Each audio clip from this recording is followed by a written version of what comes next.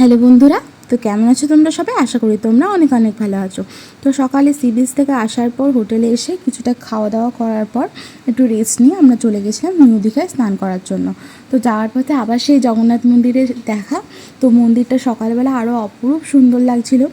তো এই মন্দিরের কার্য শুনেছি নাকি আগের বছর অক্ষয় তৃতীয়াতে শুরু হয়ে গেছিলো, আর এখন প্রায় অর্ধেকের বেশি মন্দিরটা তৈরি করা হয়ে গেছে।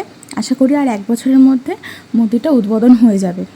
তো তারপর আমরা এই নিউ দীঘার এই সামনেটা এসে সবাই বসে রয়েছে একটাই অপেক্ষায়, কতক্ষণে জলটা নামবে আর সবাই মিলে স্নান করতে নামবে। তো যাই হোক, সেই সময়টায় আমরা এই সামনে যে কমপ্লেক্সটায় যে দোকানপাটগুলো বসে আর কি, তো সেখানটায় ঘুরে ঘুরে দেখছিলাম।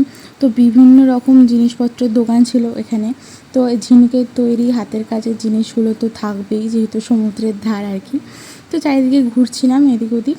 তো এখান থেকে কিছু জিনিসপত্র কেনাকাটা করেছি। আর এখানে ঝিনুকের তৈরি জিনিসপত্র বাড়ি নিয়ে যাওয়া একটাই সমস্যা, তো লাগেজে নিয়ে যাওয়া হয় যেহেতু, এই ঝিনুকের জিনিসপত্রগুলো খুলে যায়, এই আঠাগুলো খুব কমজোরি হয় আর কি, তো চাপে খুলে যায়।